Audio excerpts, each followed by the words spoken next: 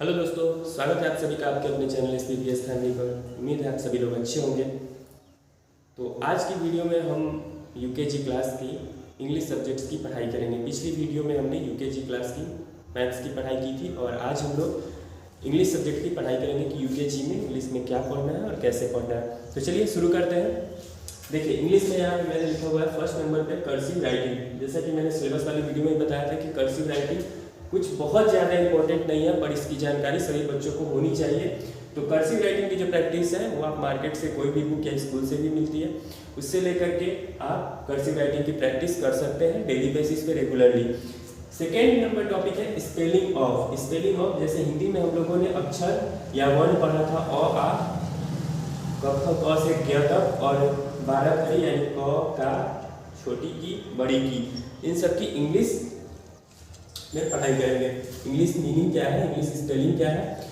तो देखिए, स्पेलिंग है आ की डबल ए, छोटी ई की आई या हर्षई भी बोला जाता है, बड़ी ई देखिए डबल ई से हर्षऊ यानी छोटा ऊ, यू से बड़ा ऊ, डबल ओ से, और री आर आई, ए ई से ए आई से ए, ओ से ओ हो जाएगा, ए यू से ओ, ए एन से अंग, ए एच से अ।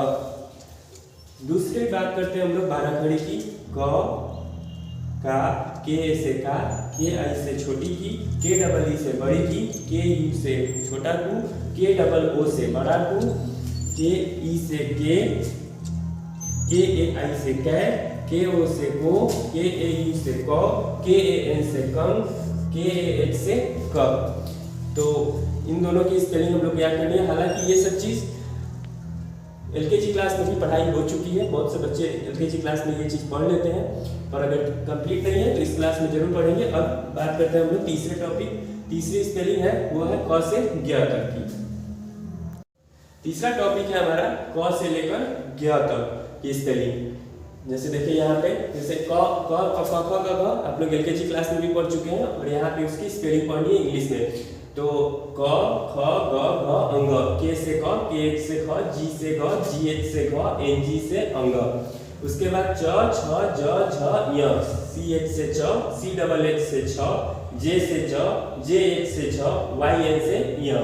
उसके बाद ट ठ ड ढ ण, टी से ट, टी एच से ठ, डी से ड, डी एच से ढ, एन से अण। फिर उसके बाद टी से त, टी एच से थ, डी से द, डी एच से ध, एन से न। फिर पी से प, पी एच से फ, डी से ब, डी एच से भ, एन से म।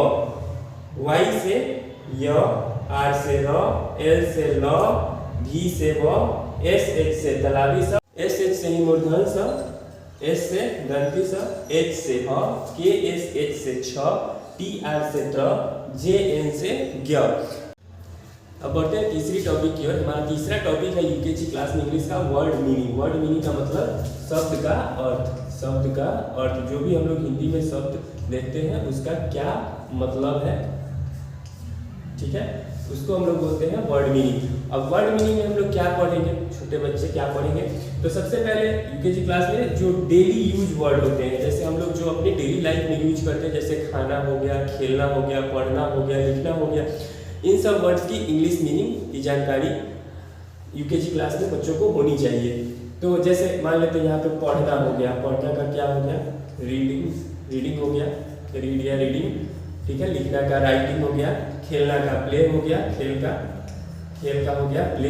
तो इस टाइप की वर्ड्स की जानकारी उन्हें देंगे और उसकी स्पेलिंग भी उन्हें याद कराएंगे, ताकि इससे फायदा क्या होगा कि आगे की क्लास में जैसे जैसे बच्चे बड़े होंगे और बढ़ेंगे तो उनका वर्ड नॉलेज जो है, वर्ड पावर बहुत ही स्ट्रांग हो जाएगा।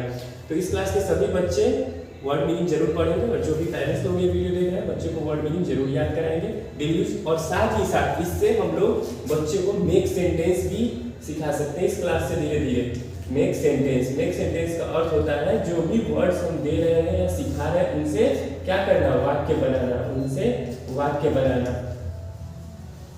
वाक्य बनाने से क्या फायदा है। अब जैसे देखिए यहाँ पे मैं एक एग्जाम्पल देता हूँ, जैसे लड़का हो गया, लड़का का इंग्लिश बॉय, ठीक है। तो हर एक बच्चे को पता है कि आई एम ए बॉय या लड़की गर्ल, लड़की आई एम ए गर्ल, हर बच्चे को पता है कि मैं एक लड़का हूँ, वह एक लड़की है। पर इसको जैसे ही बच्चा लिखना शुरू करेगा, स्टार्टिंग में उससे थोड़ी सी कठिनाई होगी, पर जैसे जैसे लिखना शुरू करेगा कि आई एम ए बॉय, इसका मतलब है कि मैं एक लड़का हूँ, तो यहाँ पे बॉय मतलब लड़का पढ़ा और इसका कॉन्सेप्ट यहाँ पे क्लियर हो गया सेंटेंस बनाने से कि मैं एक लड़का हूँ। मतलब इस बॉय वर्ड का यूज कहाँ करना है वो उसको समझ में आ जाएगा। तो इस तरह से धीरे धीरे इजी टू डिफिकल्ट हम लोग धीरे धीरे पढ़ेंगे और बच्चों को डेली बेसिस पे कम से कम 5 वर्ड और उसकी मीनिंग बताएंगे और साथ ही उनसे मेक सेंटेंस बनाना भी सीखेंगे और बच्चों को सिखाएंगे। इससे क्या होगा, बच्चे स्टार्टिंग में थोड़ी गलती करेंगे पर धीरे धीरे आगे चलकर उनमें इम्प्रूव जरूर होगा।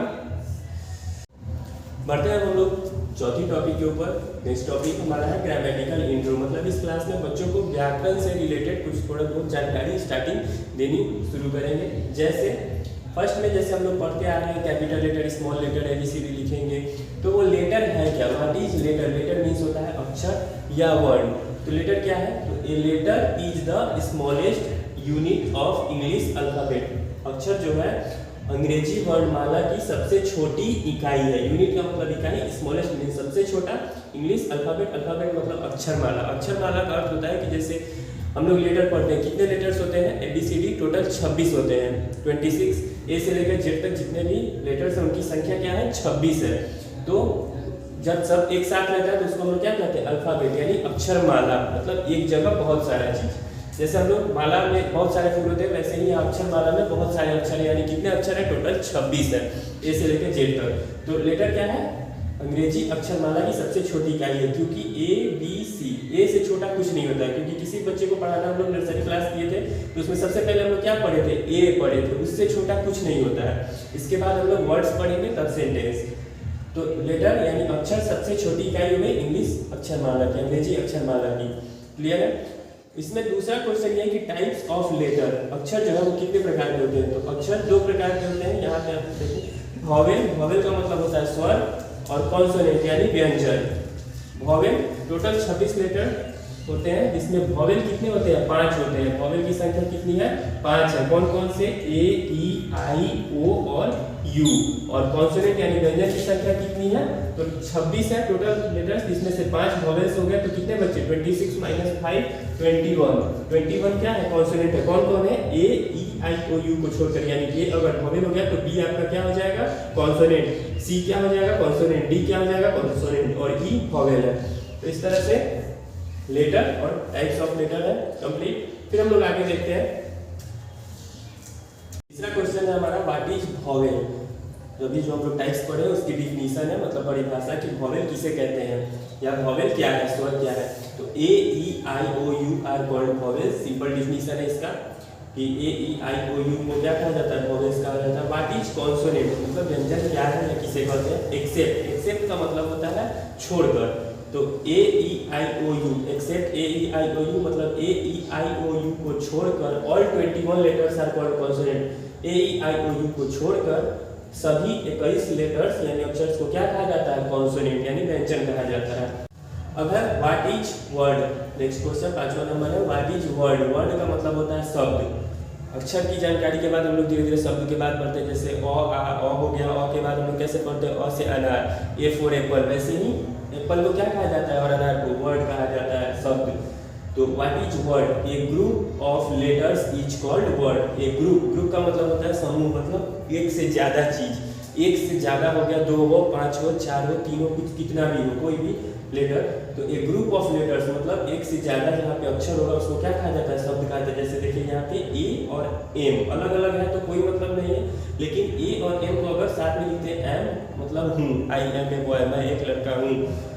R, A, J को अलग अलग लिखते हैं, कोई मतलब नहीं, लेकिन तीनों को अगर एक साथ लिखते हैं R, A, J मतलब राज, कोई नाम हो गया। नेक्स्ट क्वेश्चन 6 नंबर है हमारा, व्हाट इज सेंटेंस। वाक्य क्या है, a group of words is called sentence. जैसे हम लोग ने यहाँ पे पढ़ा group of letters is called word, वैसे ही ग्रुप ऑफ वर्ड्स मतलब शब्दों का समूह क्या कहलाता है, सेंटेंस कहलाता है। जैसे यहाँ पे देखिए आप लोग, नाम है मतलब कोई एक नाम है, इट्स मतलब खाना, इट मतलब खाना, एप्पल मतलब सेब। तो तीनों अलग अलग है, इसका कोई मीनिंग नहीं है, लेकिन अगर तीनों को अगर एक साथ लिखते हैं कि राम इट्स एप्पल मतलब राम आम खाता है, इससे कोई एक बात समझ में आती है। तो यहाँ पे आप लोगों ने देखा ग्रुप ऑफ लेटर्स क्या हो जाएगा, वर्ड हो जाएगा, ग्रुप ऑफ वर्ड्स क्या हो जाएगा, सेंटेंस हो जाएगा। तो एक चीज यहाँ पे देखिए आप लोग, L for letter, W for word और S फॉर सेंटेंस, तीनों क्या है, एक दूसरे से रिलेटेड है। पहले हम लोग लेटर पढ़े नर्सरी एलकेजी क्लास में, फिर उसके बाद लेटर से हम लोग इस क्लास में वर्ड बनाएंगे और वर्ड से क्या बनेगा, सेंटेंस बनेगा। तो तीनों क्या है, तीनों आपस में एक दूसरे से रिलेटेड है। लेटर जब बहुत सारा मिलेगा तो उससे वर्ड बनेगा, और जब वर्ड बहुत सारा मिलेगा तो उससे सेंटेंस यानी वाक्य बनेगा। ठीक है, बढ़ते हैं नेक्स्ट टॉपिक की ओर। नेक्स्ट टॉपिक है हमारा use of this, that, he and she. तो यूज मतलब होता है उपयोग, दिस, दैट, ही, सी का उपयोग कहाँ होता है और इसका क्या मीनिंग है। तो देखिए सबसे पहले दिस मतलब होता है यह, दिस मतलब होता है यह, और दैट मतलब होता है वह। तो दिस दैट को हम लोग कहाँ यूज करते हैं, तो देखिए this is use for the, this is use for the things which is near to अस।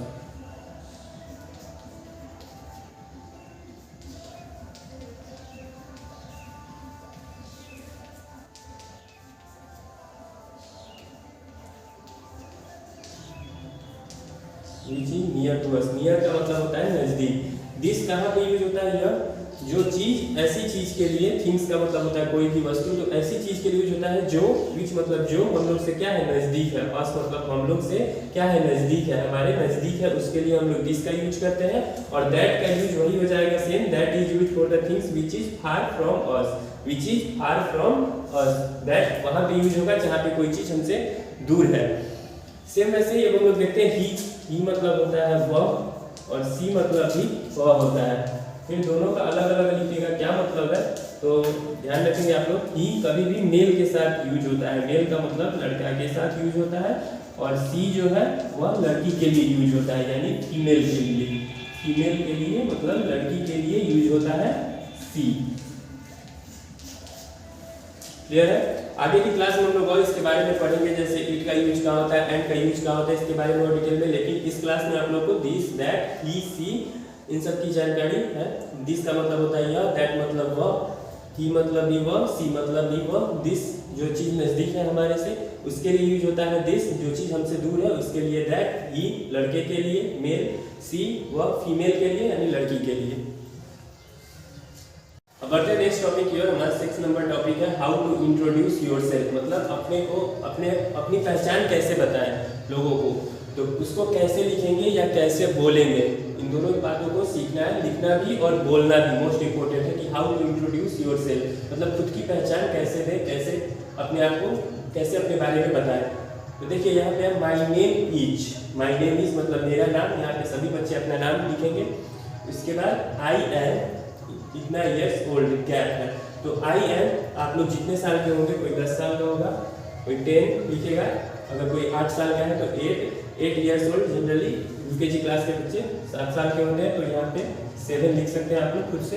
तो I am 7 years old, I read in UKG class, I read in UKG class मतलब मैं यूकेजी क्लास में पढ़ता हूँ। And यहाँ पे school का नाम आपको डालना है, कोई भी स्कूल, जैसे हो गया सरस्वती विद्यापीठ हो गया, तो यहाँ पे आप सरस्वती विद्यापीठ स्कूल हो गया।